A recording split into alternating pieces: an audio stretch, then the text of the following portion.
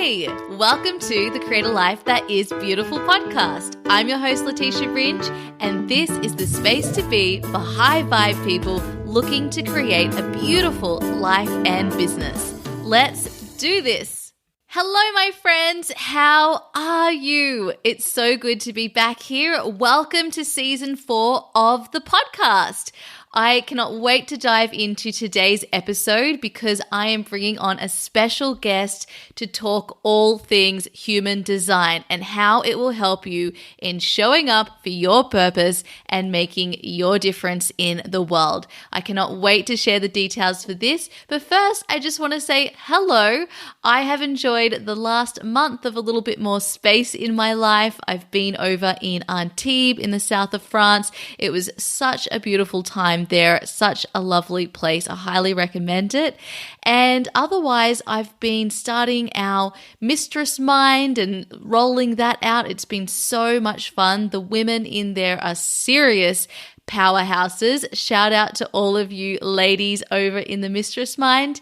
And also we've been going through our next round of Create Your Beautiful Biz, and that has been so fun to start creating some more beautiful businesses in the world. So today I come to you nice and rested. It's a beautiful week here in London. The sun has been shining and I've really just been enjoying soaking that into my beautiful body. So I hope that you've all been doing really, really well, and I can't wait to now introduce to you today's guest. So we are speaking to Timothy Brainard, and we're going to call him Tim from now on. He is the inventor and founder of Wholesystem Human. He is a full-time human being, a lover of hammocks, an incidental comedian, and an unapologetic ukulele enthusiast. His work is dedicated to the development of elegance and authenticity as sustainable ways of being in life. And he also happens to be a human design reader, or that's one of the many offerings he shares with the world. So Tim and I met over on the wonderful Facebook.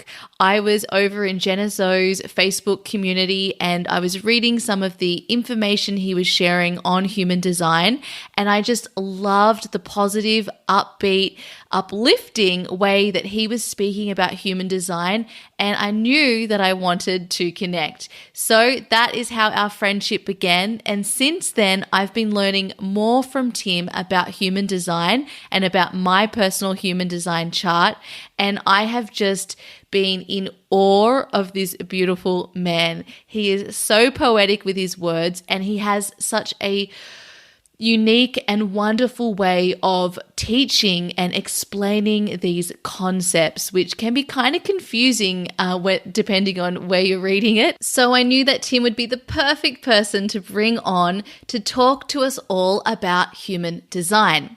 You might know that personally, I've found understanding my human design type and each of the other human design types to be so incredibly important for showing up in my business in the best and most sustainable way possible, and also in understanding what is best for my clients as well. I think that this is such an important system for aligning with our purpose, and so this is why we're talking about human design today. So in this episode, Tim and I are discussing all things human design and how we can use this system as a roadmap to remember and reconnect with our authentic essence. We're also talking about how human design came to be a part of Tim's life and his incredible and unique way of explaining this system. We're also talking about each of the 4 human design energy types, the manifestor, projector, reflector, and generator, and why we don't consider the manifesting generator, which is my type, people, as a 5th energy type. And we're also talking about the strategies and not self themes for each of those, and how all of this information helps us to find alignment and understand how we best relate to the world around us. We're also talking about something that Tim calls body listening, and also why allowing is a superpower of ours and why we need to start doing more of it. And finally, we have some discussion about who our greatest teachers are, and also how coaching can assist us on our journeys. So without further ado, I am so excited to dive into this episode. I literally got off this call absolutely buzzing. And this is what it's like every time I have a session or interaction with Tim. He truly makes me feel so great about myself. And this is what he calls his human design readings. He calls them a mirror session.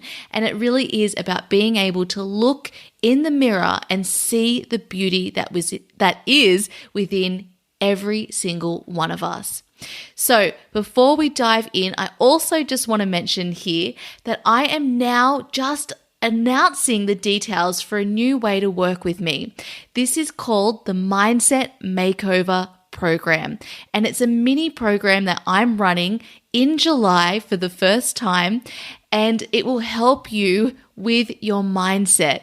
I've noticed that a lot of my clients, a lot of the people in my community, and myself, my friends, my family, we're all struggling with the same issues, and it's around our mindset.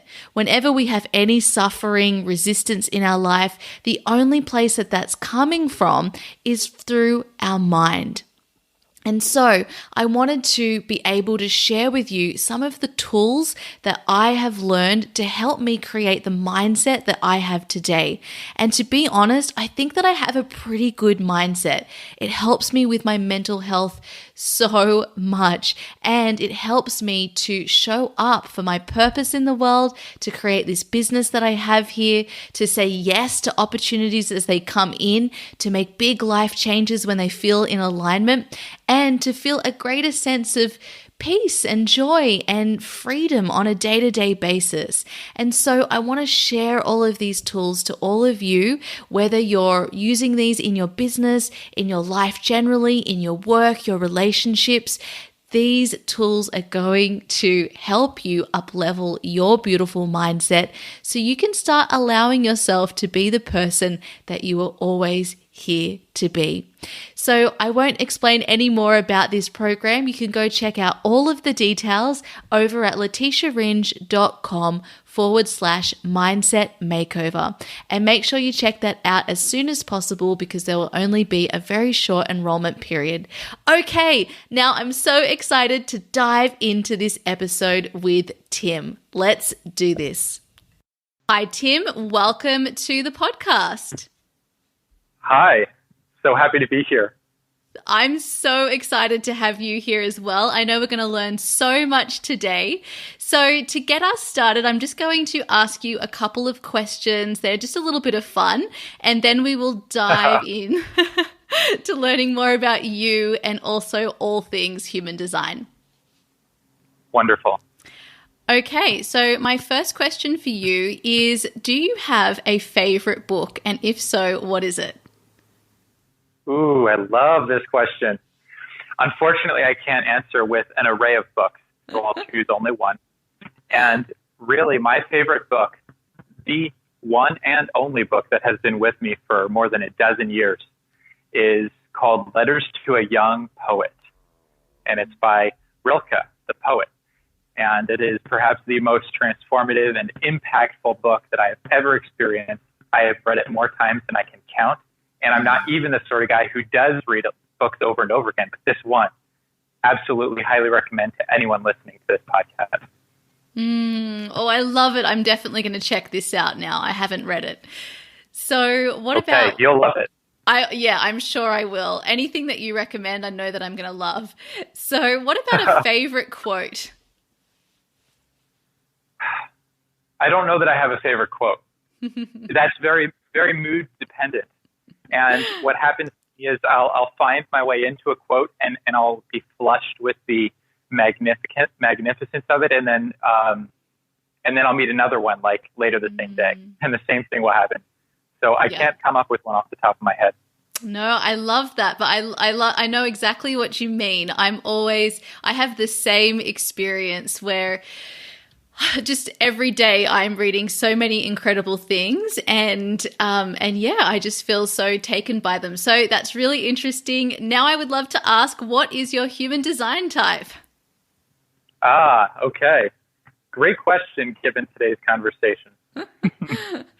I am a projector. and my authority is self-projected. So if you look at my human design chart, only 2 out of all the 9 centers are defined, the throat and the G center. So I'm an unusual type. My profile is a 2-5 profile, which makes me even more unusual. So I proudly carry the title of weird. Love it. And what about, do you have a favorite season? Favorite season? Beautiful question. The reality is that I find deep value and poetry in every one of the seasons, but I really struggle in the cold. So my favorite season is that moment between spring and summer. It's not a real season. It's like a transitional movement where you're kind of, you've got all that fresh green that has just begun to emerge, and you also have the warmth as you move into summer. That's important for me. I'm a lizard like that. I need the warmth. Would you say that we're in that transition at the moment? We are, yes. So you can probably almost get a feel for that in even my voice, because there's just so much more vitality that moves through me this time of year. Yes, I love that. Okay, and my last question for you is, do you have a favorite activity or thing to do in the morning after you've woken up? These are really great questions. I've been on a number of podcasts and no one has asked me anything like this, so I'm already having fun in a whole new way. Yay! Yes, I do have a favorite activity. Every single morning, I enjoy tea, a very special brew with poetry. I like to read. So the morning time is my quiet space, my personal space, and I'll meet the day with warm tea with all sorts of yummy ingredients in it. And, of course, preparing the tea is its own craft ritual. And then I'll sit quietly with my books. And that is how I start every single day. Oh, I love that. Yes, the ritual of tea. It's so beautiful. And I've been to some tea ceremonies, and so I've learned to appreciate tea even more in my life.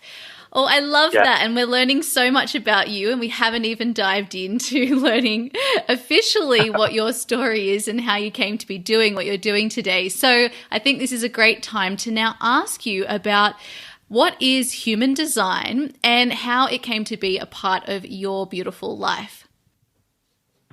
Okay. 2 massive questions. So I'll do my best to summarize. In response to the first question, what is human design? I honestly think you would get a different question or a different response to this question from just about anyone that you ask. My response is basically this. Human design is the science of becoming you.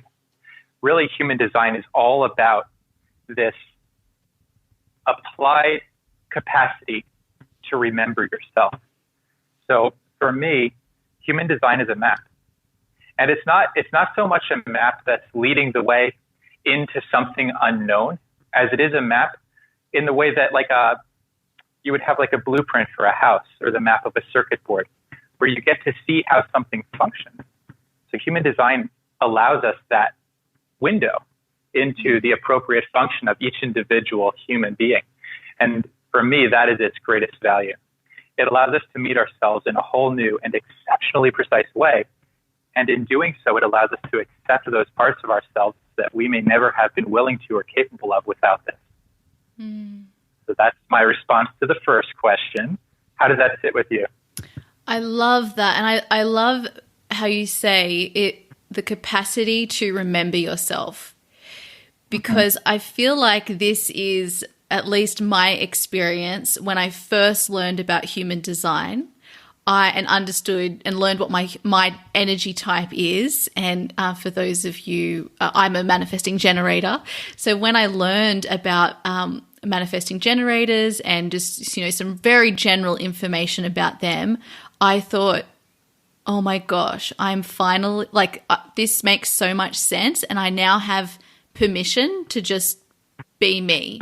And it was And it was just a very small bit of information, nothing like understanding your chart. And, there's so much to understand because we're all so complex and wonderful. But that, yes, meeting ourselves, accepting ourselves, and remembering yourself. And I love how you also call it the science of becoming you. This is what I feel that's the potential of human design. That's why it's such a wonderful tool I find in my work for helping people to uncover their purpose, uncover that sense of self, uncovering that whatever that authenticity, whatever that authentic expression of their truth is. So I'm loving how you define human design. Thank you. Thank you. That's so exciting. It's exciting because you and I do very similar work. Obviously, we have very specific sorts of people that we work with, but at the core of what you do and the core of what I do, it's very similar, and we're dealing on that like heart level application of ourselves. And so the fact that I get to receive such a powerful confirmation through your own experience of human design, it's always so exciting to me. Yeah, so thank you for that confirmation. Thank you. And I so agree. I feel like our work overlaps so much, and I can see, the values that come through in just, doing a session with you. And also I've, looked at your website before, and I've read so many of your posts, and, it was through seeing you showing up in a Facebook group that first led me to you. And I was just drawn to what you were saying. And I feel like these values of, this playfulness and obviously authenticity and enjoying life and sustainability and innovation, all of these values that I really want to, I guess, embody in the work that I do. I think that these are the values that I saw in you, and that's why we've been, I've been attracted and we've been magnetized towards one another. So it's so beautiful then that our work has also, we're finding those similarities as well. Wow. So special. That right there it's just like, it's our example of the very magic that we'll be looking at today. So perfect. Absolutely. So you had asked me about how I met human design, and it's a great question. And I'll do my best to answer it. But my memory doesn't serve very well in this regard. So what I do know is this.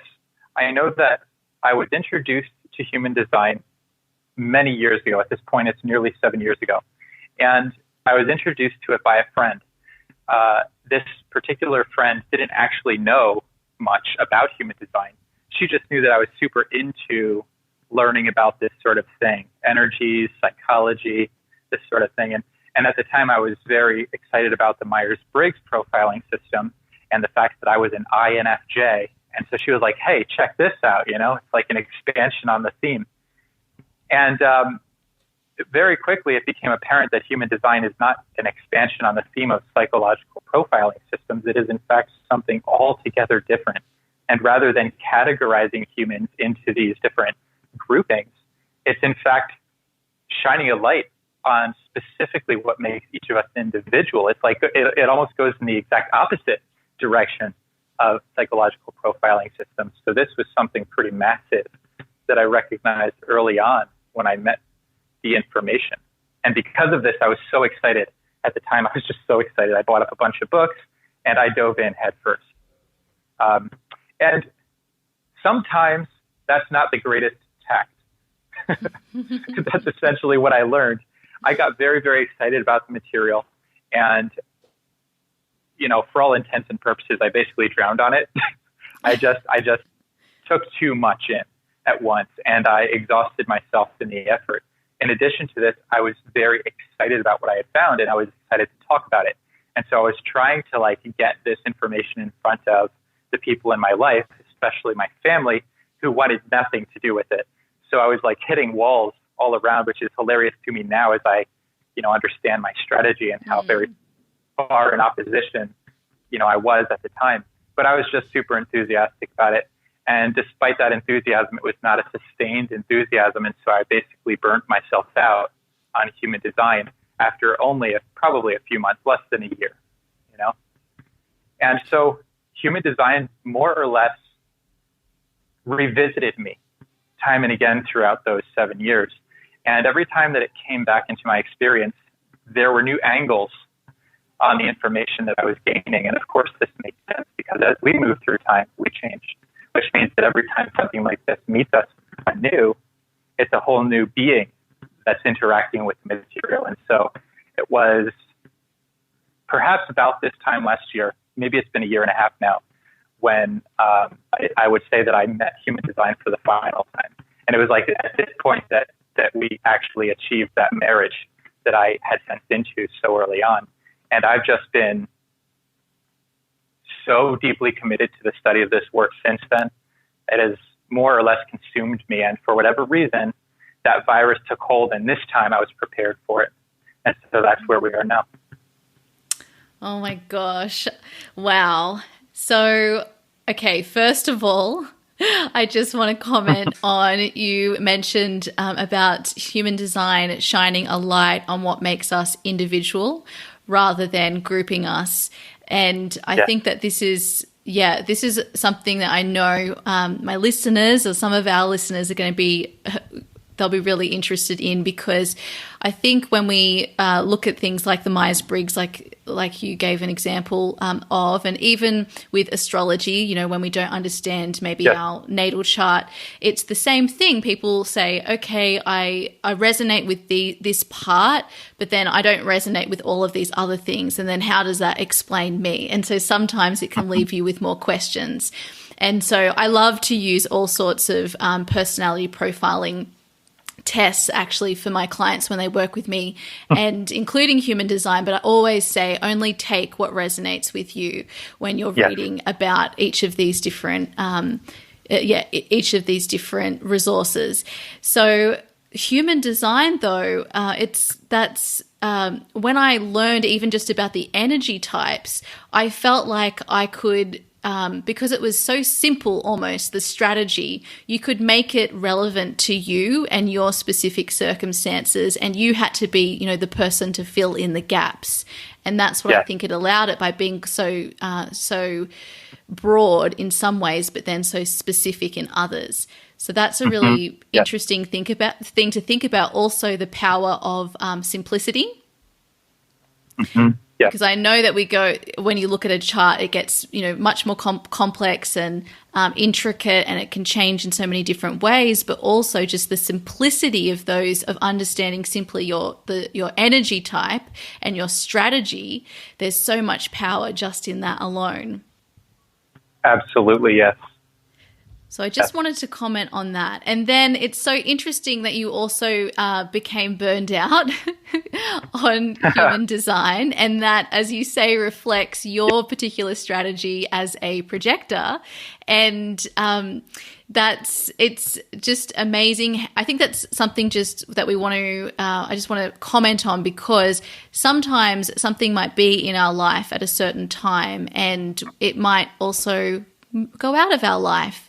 And then sometimes these same experiences come back in a much more powerful way, but we've had to learn and grow and evolve to be able to receive it in the way that it's, you know, eventually going to become, in the way that the role that it's going to play in our life later on. And I think that's the same for relationships and other experiences. Like, it can relate to so many different things, but your story is a really beautiful example of this. You're exactly right. And that's a very deep truth that you've tapped into there. I often like to think about the experience of life itself as a spiral that's growing outward as it goes upward. So it's almost like a tornado in its shape, or like a vortex or an ice cream cone, you know? And every time that we meet something again, we're actually meeting it from a new octave. You know, it's a whole new meeting, even though it's like, oh, this again. And interestingly enough, you asked me about my favorite book, and that's this book, Letters to a Young Poet, is very much that way. It is like the words are living and breathing, and they're moving with you. And so when it revisits you, it is new to you. And so this is just a really beautiful thing. And you're absolutely right that it is equally true for relationships and activities and all of these different things in our lives.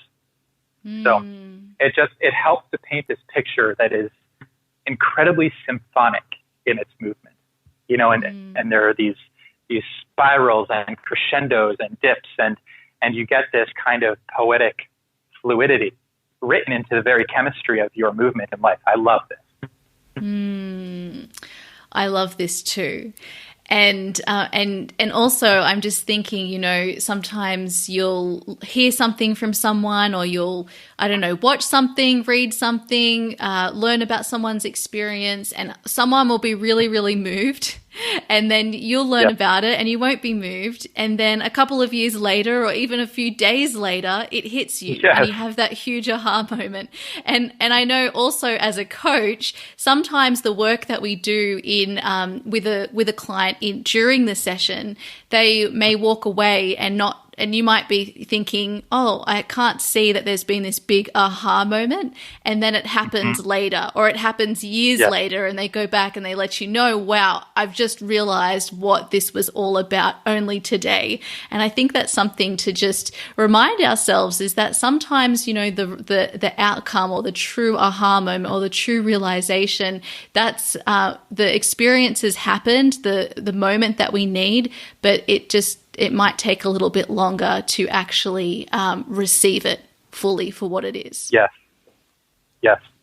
So important to realize. Yes. Oh, so good. So I'm so glad that human design then came back into your life, and things have just sort of, blown up really quickly for you, and you've been able to, show up for it more than in a much more powerful way. And with all of that, the 7 years of experience, then you've got to now add to what you know about human design. So what a gift for all of us. I'd love to now talk about the different types in human design. Would we be able to run through those? Sure thing, yeah. What specifically might you like to learn about each of them? Since this is obviously a rather deep study, I'd like to keep it accessible. Yeah, definitely. So I guess just generally it would be great to talk about for each type, just a very general, in terms of maybe when it comes to showing up for your purpose or creating a business, like your work in the world, maybe just a little nugget for each type that is important for a person to understand. Okay. All right. Whatever let's see it is, I'm going to leave it open. Yeah. Okay. All right. So this is a part of the fun of this is it's actually going to emerge from the details of my own design. So as someone who is, a self-projected type, essentially what this means, one aspect of the meaning contained in that is basically that as I speak, the truth is emerging from the core of me, from the actual identity center held within my body. And as it moves through my mouth, I basically get to be as surprised as anyone. So much of this story. Wait, what's that? I said to me and through me. Yes, absolutely. I mean, so much of this story, the human design story, is basically about learning to refocus our attention inward, to learn that the true wisdom of our experience is held in the body, not the mind. So every one of the 4 types deals with this. And let's talk about this for a moment. I said 4 types. Often you'll hear that there are 5 types. And this is a really common misconception. So I want to kind of start there. There are actually only 4 total types of energetic signature within this, human design context. And that number 4 is very, very important. Of course, within each of those 4 types are quite a number of subtypes. But ultimately, there are only 4 ways in which human beings are designed to show up, and 4 different ways in which individuals relate to one another and to the world around them. So those 4 types, and I'll talk about the 4 as opposed to 5 types in just a moment. The 4 primary types are known as the generator. The generator makes up for about 70% of the population. The second type is known as a projector. That's what I am. And the projector makes up for about 20% of the population, 20 to 21%. The third type is known as the manifestor, which makes up for between 7 and 9% of the population. And the final type is known as the reflector, which makes up for perhaps 1% of the population. It's the most rare type. Now, where we sometimes split off into a fifth type is all the way back up at the top with generators, because generators can show up as pure generators or as manifesting generators. And what's so interesting about this is that when we're looking at these four types, we're really looking at four functional ways of relating in life, four different ways of relating in life. And the manifesting generator, though it does contain much of the same kind of design details as the manifestor type itself, its actual way of relating, its functional capacity is the same as the generators, which is why we say that there are only four types, because there are technically only four functional ways of relating in the world. Does that make sense to you? Have I stated that clearly? Yes, you have. Yep, I'm following. And I love that you describe it in this way of its ways that you're relating to the world. Yes. You know, we can speak in terms of energetics, and really language is very, very important when it comes to human design, because of course we know that words themselves contain so much meaning and so much value, and even just the way that certain things are spoken, the tone that they're spoken through, all of this has impact. And each of us is carrying all of these semantic associations, all of these different ways that we understand the words that are being used. So I always like to be extremely careful and precise in how I present information. And that's why I'm using words like functional. And that's why you'll hear me use words like mechanical. And even when I use words like energy, I hope that the listeners can hear that word not as some kind of pseudoscientific, new age ideal, but as an actual grounded, measurable mechanic. Okay? Because it is. You know, each of us extends quite a ways beyond the boundary of our skin. And at this point in, 2019, that is no longer a fancy idea. It's a fact. And so when we're speaking in terms of these energy dynamics, these functional ways of relating, we're actually speaking about the total human organism, not just the body, not just the mind, but the total energetic, pulsing, breathing, relating organism that is each of us. And so for any of our listeners who want to get a sense for this, if you stretch your arms out to either side as far as you can, now you have a wingspan. And then you double that wingspan, creating a sphere 360 degrees all around you. That's more or less equivalent to the size of your energetic aura. It's large. It's very large. And each of us has a very unique way in which that ball of energy is relating to the world around it. And that's where we get the four types. So Leticia, you had mentioned how special it is that human design has taken a science of individuality, of really kind of tapping into uniqueness, and rather than spreading it across, billions of people, somehow there are still these four simple primary categories. This is a true key that even at the base of such a complex and personal system, there is such an accessible, simple, actionable underlying theme that's very exciting. It actually gives us something that we can use, Yes, I love that. And I was just mentally thinking about my wingspan and just, how that's even just interesting to think about how much space that takes up, outside of the physical body. Like, for instance, it's probably going to be bigger than where I'm sitting right now. So to think about how that is impacting, the next person's energetic field. Yeah. Super fascinating. Yeah. It really, really is. And you thinking about it so literally is extremely appropriate. As we're talking, I'm happily kind of pacing the floor of my apartment.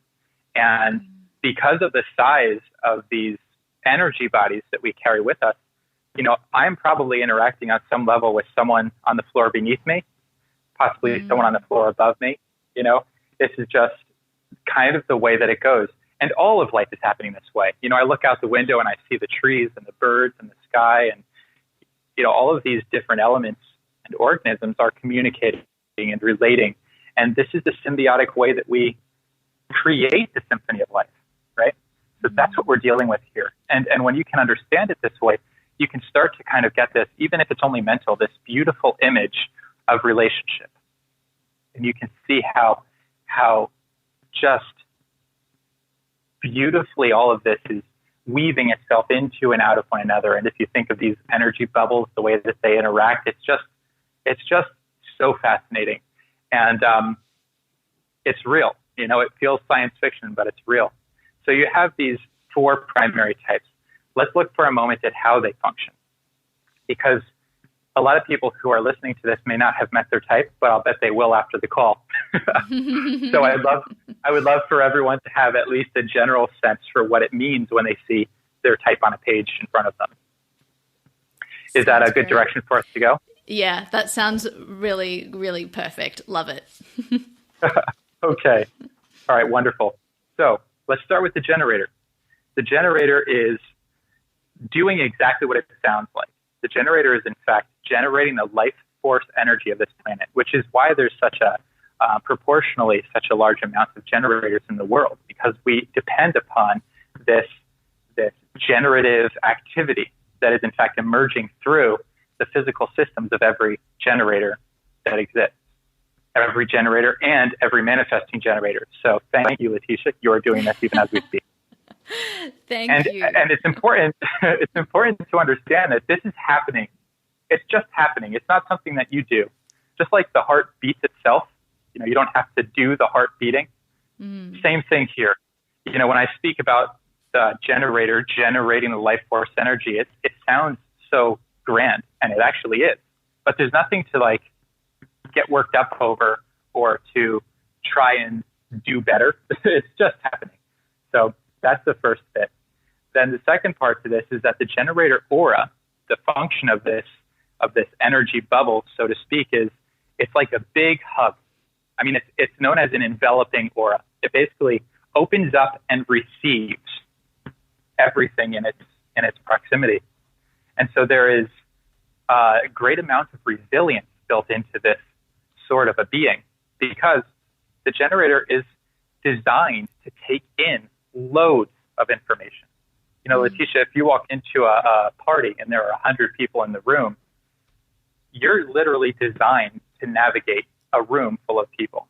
And that's a lot of people, and it might feel a little cramped and all of this, but it's not going to be existentially uncomfortable for you to stand in that room and relate and network and all of these things. So you have this resilience built into you. Of course, there is a certain vulnerability to being so perfectly receptive to the world around you. And this is where type strategies come in. This is where a lot of the other tools that we learn about through human design come in to essentially help us to function properly in relationship to all of these variables. But for now, just understand that the generator aura is a big hug.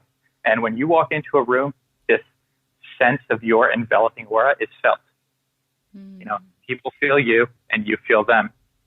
And this is more and more true as you reconnect more and more to what is authentically yours, because you're actually developing a sensitivity to a lot of these energetic dynamics that we're going to discuss today. So that's the generator. Do you have any questions before I move on to the projector? Well, I was just thinking, so with the generator then, because we hear, I've heard a lot about, when we are feeling drained, like energetically or physically. So, and usually when we're, not doing things that we're aligned with or enjoy doing. So, does that then mean that our life force is being affected by that? It's a great question. Really what it means is that the energy that you personally have to spend is being depleted inappropriately. So that life force energy itself, it's always happening. I guess you could say that when you are misaligned from your nature, that what you are putting out into the world, what you're radiating, so to speak, is it's almost as if it's a little bit sickly or ill. And so the quality of what you are expressing energetically is not what it could be. Ultimately, the more and more that you realign to the core truth of your nature, the purer this mechanism becomes, and the grander the movement becomes as well. In fact, your aura will expand and become more powerful, and in your case, significantly more attractive as you become more and more aligned with yourself. So it all plays in, but you wouldn't have to worry so much about whether or not you're generating life force energy. The question would be, are you spending your personal energy well? Love that. Thank you for clarifying that. That is... You're so welcome. I might have another question later, but I'm just going to let that sit for now, and we can move to the next one while I take all of that in. Okay, wonderful. We can actually use it as an opportunity to tack one additional piece of information to this exploration, which is that each of these types, in addition to their energetic signature, the function of this aura, in addition to that, they have what we might refer to as signature themes, which is basically a simple way of understanding whether or not that energy is functioning properly. So we're really looking at this like mechanics right now. Okay, we're pretending that this is like a car that we're trying to understand. So if we were to do that, then you could understand whether a generator was functioning properly based on how that person felt at any given moment. And there are two things that they might feel. The first is frustration. And this is what the generator feels when their energy is being spent in directions which are not their own. When they are misaligned with their own truth and they're giving themselves away to activities which they don't frankly care about, that they become fatigued and frustrated. When, however, everything is functioning properly and the generator is happily engaged in an activity that lights it up and inspires it, and expands their sense of self, you experience satisfaction. So the signature themes for the generator are frustration on the one hand and satisfaction on the other. And this is not just satisfaction. This is a deep, existential, grounded sense of satisfaction. It's almost like an orgasmic level of satisfaction. So there's a very deep truth held in that as well. And understanding this, we have a signpost that allows us to know at any given point along the way which direction we're headed. Are we facing in a direction? Are we engaged in an activity that is aligned with the truth in us or not? And this is a feeling-based way of understanding, the current response to that question. So that's important for the generators to know as well. Enveloping aura, signature themes. I love that, and I just want to say, you call it a signpost, and I think that anything that talks about the feelings as being what guides us is just so incredibly helpful. And actually, you began by saying it's all about tapping into your body. And so this is so fascinating for me. One of the things that I also teach is all about reconnecting with feminine energy. That was something that I had to reconnect with in my life, and learn to start connecting to my feelings and also my intuition and my body intelligence. And so part of that for me, I feel that when it comes to intuition, which people call all sorts of different things, but I feel that our intuition or our inner voice, our higher self, it's speaking to us through our emotions. And so I like to see it as, like your inner GPS system. It's just pieces of information that are telling you, which way to go or which way not to go. And so we experience those emotions and we can use that as information. So this is so incredibly helpful then, adding on the frustration and satisfaction for generators to know when it's like such a clear way to know when something is out of alignment and when something's not. And I feel like, it's the experience of emotions is different or is differently described by different people. And yet for me, knowing what frustration is or satisfaction is actually such just such a clear way to bring some form to all of this, which is, life. Yes. Absolutely, yes. And it's so fascinating. I've worked with so many different types, so many different people, and it seems to be the case that every type resonates to their own signature feelings. And so, everything that you just shared is extremely relevant to the conversation. This is a feeling-based system of orientation. It is a GPS, and it is physical. Feelings are another one of those things that are very easy to shrug off, like, we don't need to hear about your feelings. It's supposed to be this kind of like amorphous, but it's not. Feelings, the actual like physiological event of a feeling, the way that we interpret these physical events, this has deep meaning once you turn your attention to it and start to listen in. In fact, the primary bulk of my work is not focused in human design. I love human design. I nerd out over human design. Obviously, a lot of my time now is dedicated to sharing it. But, my personal methodology, which is something that I call whole system human, has three primary pillars that it's built on. And one of those three pillars is known as body listening. And it's the capacity to turn the mental attention inward in order to learn about this infinite space of the body and all of the wisdom that it holds. So yet again, your work and my work quite brilliantly aligned. And this is extremely deep work. Yes. Me too. Incredible. And so I just have one other thing I wanted to say before we move on. I was just also thinking, as you were describing this, the enveloping aura that a generator has.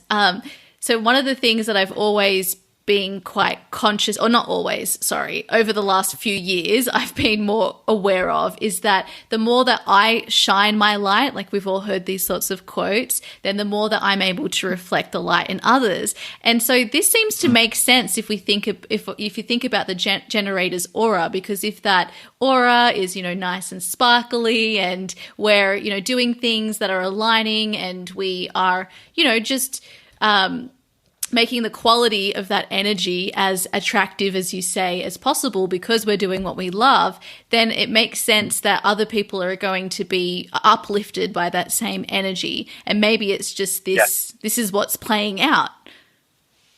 Absolutely. Absolutely. Yes. Basically what you're saying is that these energetic relationships that we're discussing have direct impact on the people around us. So there is a great deal of personal responsibility that's actually held in the conversation that we're having here. Because the moment that you recognize how deeply you're impacting the world around you, you become responsible for that. And it's such a beautiful thing to realize that in order to become responsible for that, all you need to do is reconnect to what is just waiting to emerge most naturally from you. That you literally get to relax into the joy of your most natural expressions and preferences in life. It's just the most remarkable thing that the path forward into purity is, in fact, a path of joyfulness and enjoyment. Yep. It's really I'm just very happy. Yeah, me too. I mean, it's a master key to this whole story, and I know that it really underpins so much of the work that you do as well. So. Just really, really great to be having this talk. I'm really excited for everyone who gets to hear it. Me too.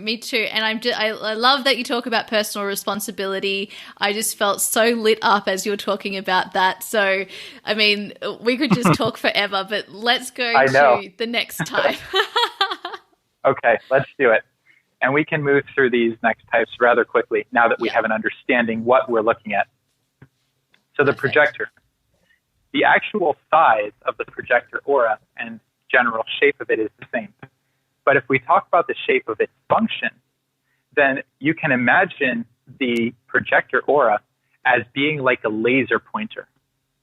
Basically what it's doing is it's funneling into the very core of any person that it's relating to.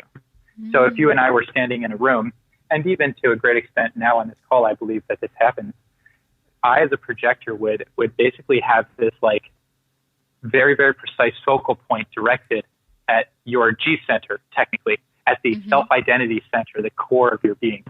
And so as a projector, a part of our superpower, so to speak, has to do with being able to sense into what's real and authentic about the other. So, for the projector, the whole story is about the other. We learn about ourselves through this intimate connection with the other. And so this is the general, shape and function of the projector aura. It's very pointed. And so if I, as a projector, were to step into that same party that you were just hanging out at, 100 people in a room, I'm going to experience that very, very differently from you as a generator. So for me, there actually would be like this deep-seated discomfort with so many potential focal points in a room. And so as a projector, you might find me, observing in a corner quietly. Or maybe I like notice a couch with no one sitting on it and just go there, It's like that sort of an experience can be very fatiguing for a projector because we're designed to take people in one at a time. There's this consecutive kind of function built into how everything plays out dynamically. So the projector is one at a time. And when the projector connects to someone on that level, it's important to understand that this is not a superficial connection. The generator can do small talk if it needs to. The projector really despises that. The projector is designed to take in one person at a time deeply and to really, really have this intimate point of connection with the other. Of course, this is also a very surgical interaction. This is why the projector aura is known as a penetrating aura, because it literally breaks through everything and sees right to the heart of the other. And not everyone wants to be seen so well. There are a lot of people who wear facades and have an understanding of themselves that they want to keep in place, and they want other people to understand them in a certain way, and then the projector shows up and sees right through the whole facade. That's very uncomfortable for certain people. And that's where the projector strategy comes in, which is essentially to wait until people have opted in to that level of interaction. Does that make sense? Yes. Oh, this is just absolutely fascinating. Isn't it? I love this stuff. It will never get old. So let's talk about the themes, because we look at the generator themes of frustration and satisfaction, and the projector themes are totally different. The projector themes are bitterness, and they're known as bitterness and success. Now, I'll be honest, I don't love the word success because it's not a feeling word to me. Now, what's this success feeling?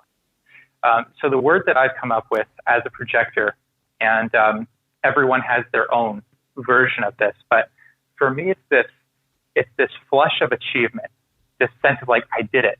Like, yes, this thing was seen through to completion. So it's very, very close to satisfaction. But it's a sense of genuine achievement. And so the projector is actually built for this, is actually built for success, is actually built to see things through to completion and to have the level of impact that actually does have, transformative power. And yet, because the projector is oftentimes totally misaligned with their nature, they have no understanding of what's happening. They basically find themselves meeting resistance at every turn. They go into an interaction and they feel like people are swatting them away or ignoring them, which does make a certain amount of sense considering the surgical nature of that interaction. So the projector needs tools. The projector needs to learn how to relate effectively, how to guard its energy and deliver only to the right, others. Basically to step into the interactions that are appropriate for it too.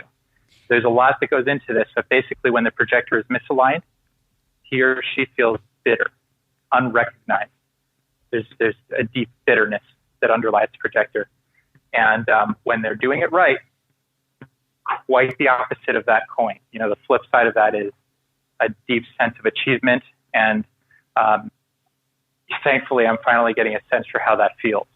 It's wonderful. Oh, this is just absolutely fascinating. And so I'm thinking, even just knowing this information, so say you are in a situation where you're around a lot of people, like at this party with 100 people, just knowing that you're not designed to, be there talking to everyone, that it's okay that you're going to feel maybe drained, or you're going to prefer to have those one-to-one conversations with people. Like, look at how even in that situation, suddenly you've got there's so much more peace in being armed with that knowledge, and then you're going to walk away feeling so much more successful. I guess I'll use the word success, as you said, allowing yourself to have those one-to-one exchanges with people who have opted in to the conversation. Yes. I'm really glad that you said that, because I'll be honest with you, I spent many, many years of my adult life berating myself for not being the way that I thought I was supposed to be, for showing up at these networking events and in these places of business where, I was a salesperson for quite some time. So imagine how that felt as a projector, it literally physically imposing myself on, anyone who would listen in order to close a sale. That was very, very challenging. And so the minute that you recognize the appropriate function of your nature, you're totally right. Everything begins to change. You begin to accept and soften and allow yourself to be who you are. And the minute that journey has begun, it only expands. You only continue to soften. You only gain more understanding. You only gain more sensitivity. So at first it's like this massive, event, but it continues, and so it's a really great observation that you make. As a projector, if you're listening to this, you're allowed to do the one-on-one thing. You're allowed to give that gift to yourself on the understanding that when you do, you will have the genuine impact that you're designed to have. So, and can I just say, as a generator, and many of my friends and clients are projectors, and that space that they hold to have that beautiful, meaningful one-to-one connection is so valued by me as a generator. Well, there's a very strong feedback loop that can be developed between a generator who is receiving and the projector who is basically connecting and delivering at this heart level. So when all of this is kind of playing out the way that it's supposed to, like it is right now in this call, you have something that is extremely expanding that happens as a result. And a final point that I should make about this, and this is true for all the types, but basically when you do align to your nature, the magnet of your energy also amplifies. So the projector who walks into that room and feels unrecognized and bitter and no one's paying it any attention and it feels uncomfortable, it doesn't know what to do, if that person can relax and allow themselves to just be kind of alone in this space full of people and allow themselves to settle internally, what they're doing is they're actually amplifying the effect of the attractor field that is built by their energy mechanic. So this person standing in a room, if that person is silent and relaxed within themselves, guaranteed in every case, people will swarm to that projector like bees to honey. In every case, that person will have their pick of who they want to interact with if they can enter into that space with that inner spaciousness of allowing and relaxation. Trust, yeah. The projector is terrified that he won't be recognized, but recognition is guaranteed if they would just relax. So it's a really important lesson for all of us, regardless of type. I love that. Thank you. Okay. You're welcome. So do we have time, Leticia, to look at manifestors and reflectors briefly? Okay. I have time. Do you have time, though? I do. Yeah. This is so much fun for me. Okay, fabulous. It's fun for me too. I'm sorry, I've grossly underestimated how long we would talk. But this is so incredibly fun for me. Okay, all right. Yeah. Let's continue then. And I do hope that this is going to be a sincere value for everyone who's listening. So we'll go a little deeper with this. It will. I know Manifestors. It will. Okay. Manifestors. These are an interesting type, as we mentioned earlier. They're very rare. Only between 7 and 9% of the population are manifestors. So the manifestor type has an aura that is very compact. And again, we're speaking kind of metaphorically here. the size of their aura is the same as everyone else's, but the way that it's kind of felt is as if it's like kind of closed off, and where the generator was receiving everything, the generator aura, you can almost imagine that there are arrows pointing into the center, and it's receiving everything. The manifestor, you want to imagine that it's got this, really, really dense, compact aura with spikes. The manifestor is actually designed to more or less bulldoze their way through life. They're designed with such great resilience to obstacles. They can just create things that the rest of us are not designed to create. They can create ways in life that don't exist for the rest of us. From a very, this very functional perspective, the manifestor is the one that is here to initiate activity, to go do and go get. Now, this is only true to an extent. There's a lot of factors that play in here, but essentially to think in terms of how that energy functions, that's the manifestor. And you can imagine how uncomfortable that energy might feel to all the generators and projectors in the world. Yes. The manifestor walks into the room and everyone says, uh-oh. Yeah. But think about how that feels for the manifestor. They're someone who has always felt that uh-oh from everyone around them. They feel that they intimidate people. They feel that they're not allowed to do themselves, that they're not allowed to show up as fully as they're capable of because other people are intimidated by who they are. So what happens for the manifestor is they show up at the party and they're the sort of person who's designed to just walk right up.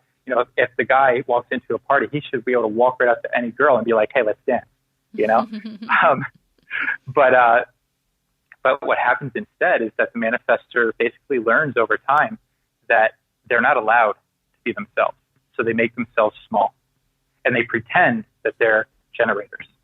And this is a really, really uncomfortable situation for everyone, because what happens when the manifestor makes themselves small is they also make themselves extremely angry. And that's their signature theme, anger.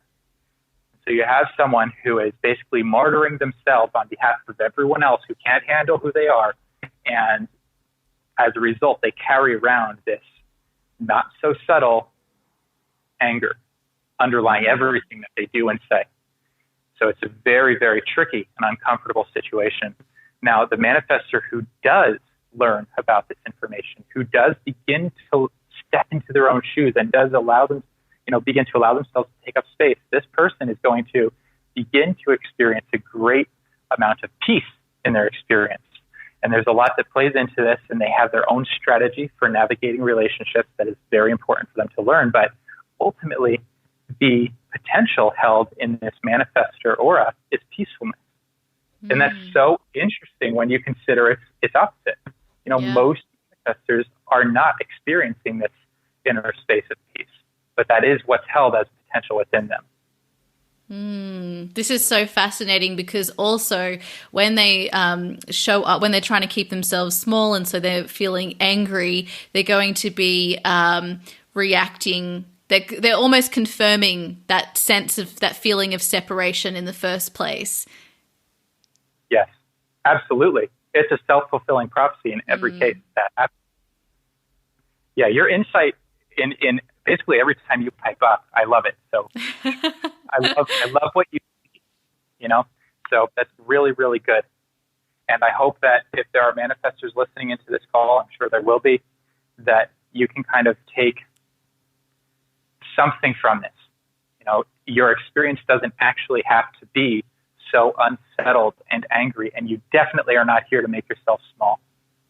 Yeah. That's so important. Yeah, well, by showing up as your most expanded self, you're actually going to be a much more pleasant person to be around as well, right? Because you're going to feel way more peaceful, and then that is going to attract the right people to you who can handle your bigness as well. Yes. Yes, you learn to handle it. Basically, again, in addition to everything we've discussed, each of these types has a strategy. And it's a strategy that's built into the function of their energy. So the manifestor, as a great example, the manifestor, they can act, they can go and do whatever it is that they wish or need to at any given time, so long as they inform the people around them who might be affected by it before they do. And it's so wild, honestly, to work with manifestors, because I'll share this information that the strategy for the manifestor, if they want to more or less survive the world of relationships, all they have to do is inform the people around them before they take action. And in every case, the manifestor will be like, okay, yeah, like that's going to make any difference, you know? And in every case, I'll get a message, you know, days or weeks later from the manifestor saying, I'll be honest, this is way harder than I thought it would be, because they don't know to do that, and it takes genuine practice. So, you know, there's real beauty kind of built into all of this, in the way that we are relating to one another and learning from one another and expanding one another. But it is fully dependent upon this most basic foundational understanding of how we work. That's where human design comes into play. So that's the manifestors. That. Reflectors should take 2 seconds. Sure. Because reflectors are 1% of the population. And I'm not saying that because I wish to gloss over the reflectors, but statistically speaking, you know, it would be amazing if we have any reflectors listening to this. The reflector is about 1% of the population, and their aura is known as a sampling aura. Basically, it's tasting the environment around them. And this is a very total thing. When I say the word environment, I'm actually talking about everything. I'm talking about the ether. I'm talking about people. I'm talking about animals, plants, everything. They're actually totally receptive to the world around them. So though there is a certain amount of vulnerability in that, their aura is actually designed to handle that level of receptivity. They're designed to kind of carefully receive all of this information, and they're not holding it. Ideally, the reflector is not holding it or identifying with anything. They're tasting it. They're learning about it. It's like they're connoisseurs of relationship, if that makes sense. So the reflector is a super, super important, super unique type. There's a lot to learn about them, but the reflector has signature themes as well. And really the primary theme for a reflector is disappointment. You know, they experience such deep disappointment in their experience because they're open to so much, and really what they're getting back is disappointing to them in most cases. And again, this is a big part of whether or not it's kind of determined by whether or not they are identifying with what they're receiving. You know, if they don't identify, they can take in a ton of information, and that information is very useful to them. If they do identify, then they're going to be disappointed by what they experience. Now, if they're not identifying and they're allowing themselves to kind of get a taste for things, then the true potential of this is surprise. I mean, this is more than any of the types, someone who can be filled with such wonder at just the enormous variety of energies and experiences that are contained in our world. So the reflector is someone who either experiences deep disappointment in life or genuine childlike surprise at just the enormity of life. And you can see how all of these things feed in and out of the different types. You know, we're speaking about them in 4 categories, more or less. But each of us has so much of all of this written into us. You know, you or I, we're not reflectors, but we do get to experience that same level of wonder, just wonder-filled experience of life. So nothing is as cut and dry as it seems on the surface. But if we pretend that it is for a moment, we allow ourselves to gather a whole heck of a lot of really solid information that we can make genuine, practical use of in life. And that's what the point of this conversation is. This is just so incredibly helpful. And actually, one of my really close friends is a reflector. And she, when you say they're a connoisseur of relationships, this just makes so much sense to me when I think about her and, you know, just that childlike surprise as well. when you allow yourself to be in that state, and also that the difference between holding versus tasting, I think, is really important. So this is making a lot of sense to me, just knowing one reflector. I don't know any others, but it's fascinating to think about the interplay of all of these. And also what strikes me is that I feel like a lot of people are trying to expect themselves to be a generator, and when they're not a generator, and just how by doing that they're missing out on so much of what their what their magic is, or their gifts are for this life. Yes, you're absolutely right. It's almost like basically everyone wants to be a manifesting generator. Society is more or less built on the rules of the manifester, and it's built in order to make use of the aura of the generator. So it's almost like it's mishandling the types, in any direction that we look. And so you have, and historically this is kind of how it went, that the manifestors ruled and the generators were put to work. So, this is kind of the dynamic, and it's a part of what we struggle with in our experience because we don't understand any of it. So a conversation like this is useful because it basically opens our eyes to something we would otherwise be utterly oblivious to. And noticing each of the four types now at this point, we can jump all the way back to the beginning and discuss what is often referred to as the fifth type, which is what you are, Leticia, this manifesting generator type. And what's so interesting about the manifesting generator is that though the technical function of your aura is the same as any other generators, you're actually built to manifest in very similar ways to the manifester. And so somehow on this really deep genetic level, you're actually driven to operate very similarly to a manifester, which unfortunately you're not technically designed to do. So what happens for most manifesting generators is that they move too quickly. They act prematurely. And there's a great deal of impatience in the manifesting generator type because everything in their circuitry is basically saying, go, go, go. It's like I read once that it's like having a Ferrari engine under a bonnet. Yep. I resonate with that. So there are ways to make use of that. I mean, basically you have such an enormous amount of energy to create. And so the only trick is figuring out where to put that energy. If you take and you race forward with it in a direction that's misaligned with you, you're going to meet with frustration. And as this interesting subtype, you're not only going to meet with frustration, you're going to meet with anger, because that manifesting portion of the manifesting generator brings into it the same theme that the manifestor holds. So, you have a very unique design. And this design has to be treated with care and respect. And it's all about aligning yourself to the activities that light you up.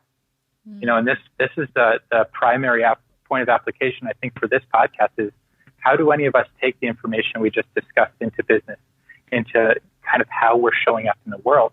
And the answer is incredibly simple. The answer is so simple and yet somehow so much of a process to connect to in reality. But the answer is that each of us has to find what's our own.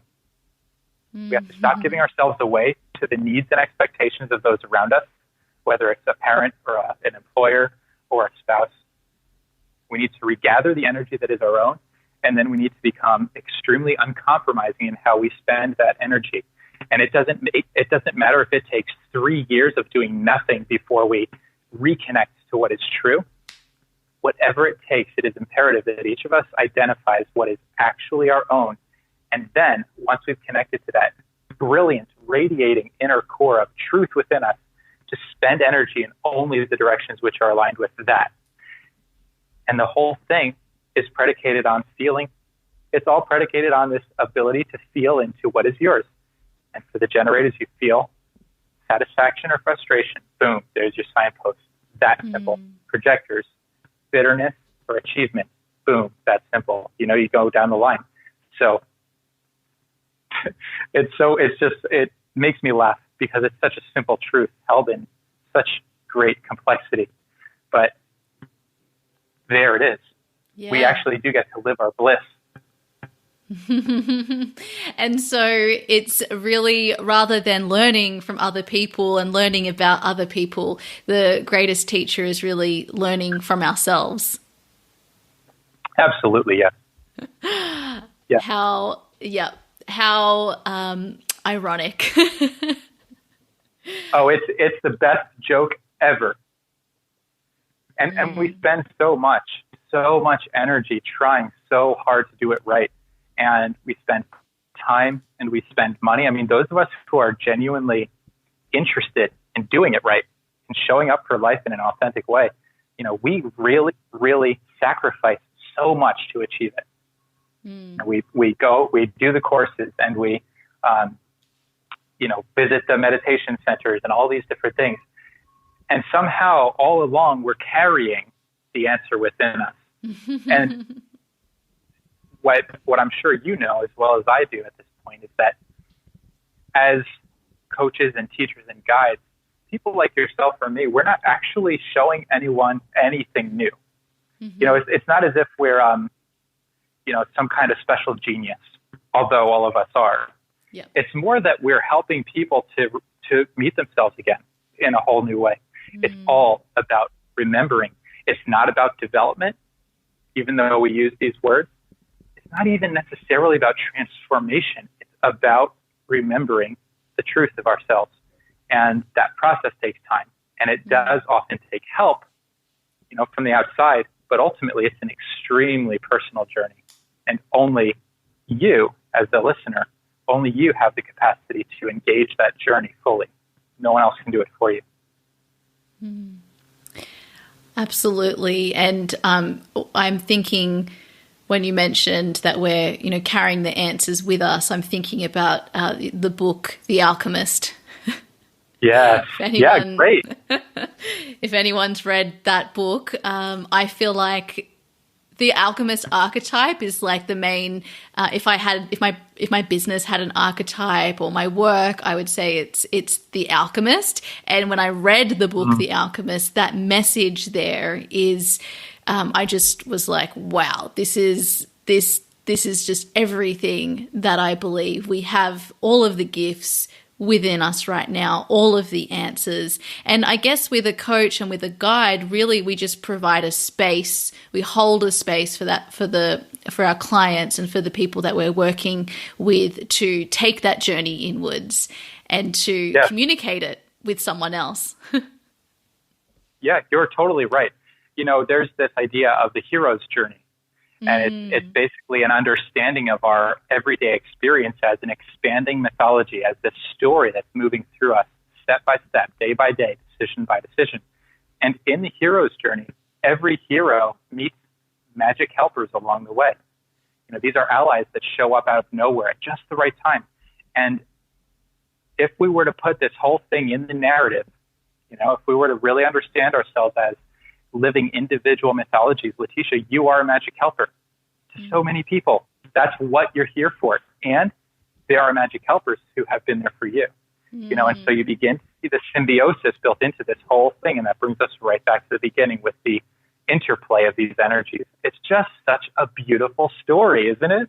It's an incredible story, and I love that when you are allowing yourself to learn about yourself and to, I called it my own journey, a journey of rediscovering rediscovery and rediscovering who I am.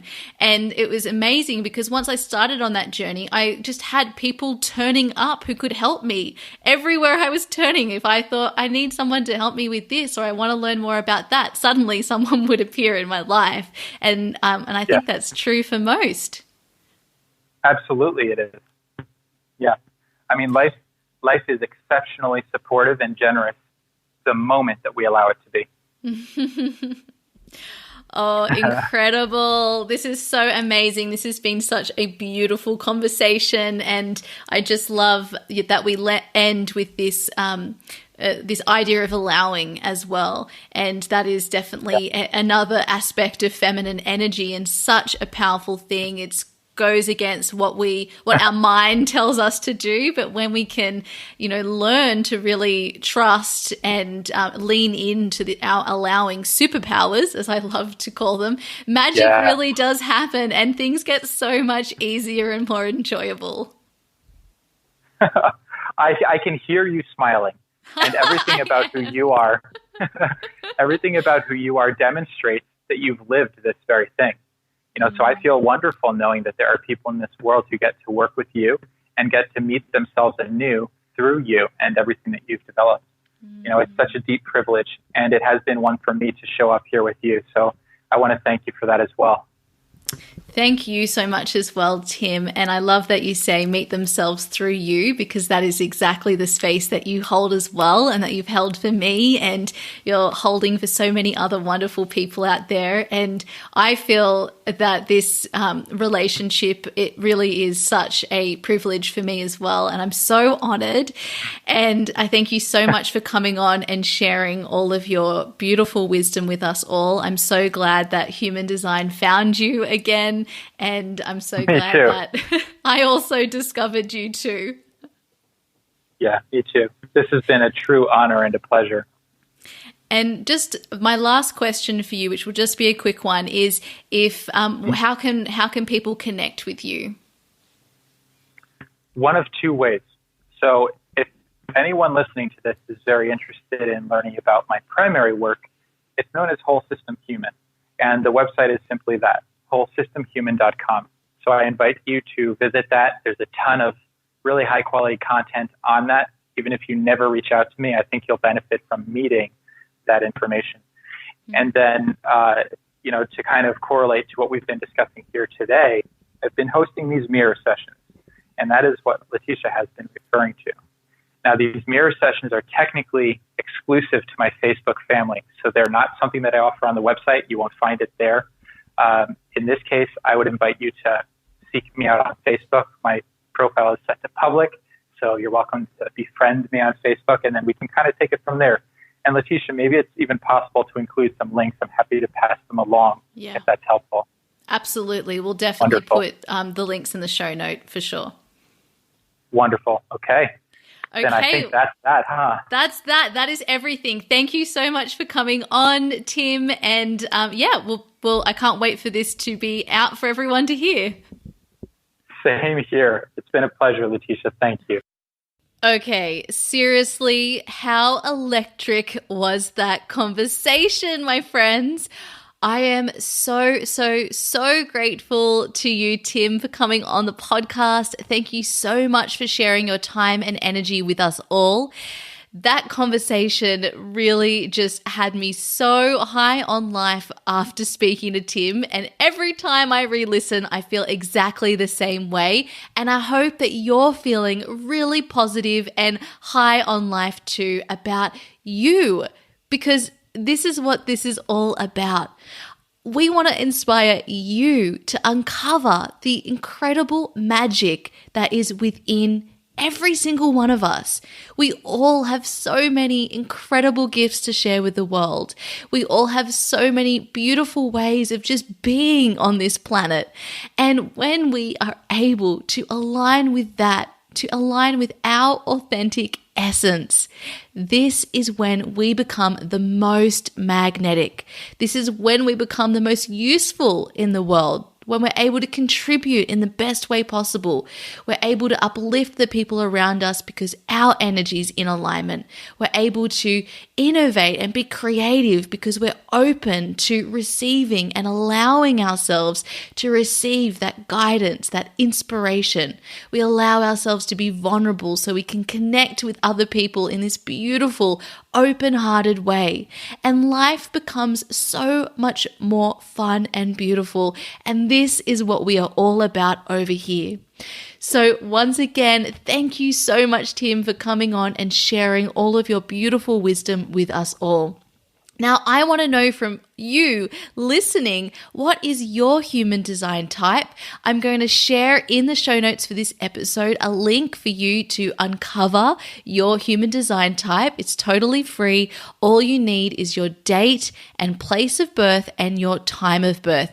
And yes, it is important to know the exact time of your birth. So make sure you try and figure that out and then share with me over on Instagram at Leticia Ringe what your human design type is. I'm so interested to learn more about you. Honestly, this tells me so much as soon as someone tells me what their human design type is, even though, of course, it's way more complex than that. And there's so many beautiful intricacies that we all have that make us unique.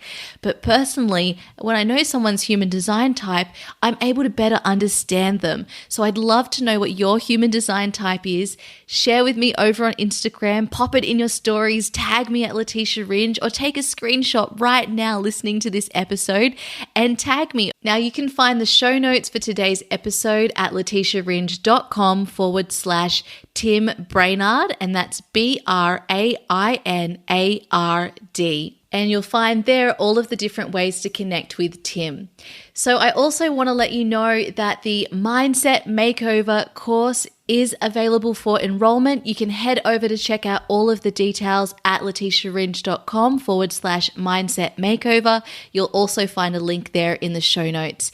And finally, I would so appreciate if you could share, rate, and review this podcast. This helps to get the message out there to other people who can use the support of this podcast. And if you're listening to this episode close to when it airs on Friday, the 5th of July, I'd also like to invite you into our podcast launch team. You'll find a link in the show notes to the episode so that you can find out all of the details. And I have a number of prizes and giveaways that I'll be providing for you when you share, rate, and review the podcast. So go check out the link there and get involved. And otherwise, I will be back next week on Friday with another inspiring interview for you to help you create your beautiful life and business. Thank you so much for tuning in, and I hope you have a wonderful week. Lots of love.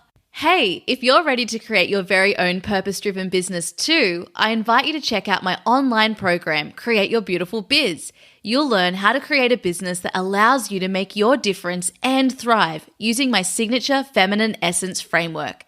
Just head over to www.leticiaringe.com/CYBB. Let's make creating a business beautiful. I'll see you there.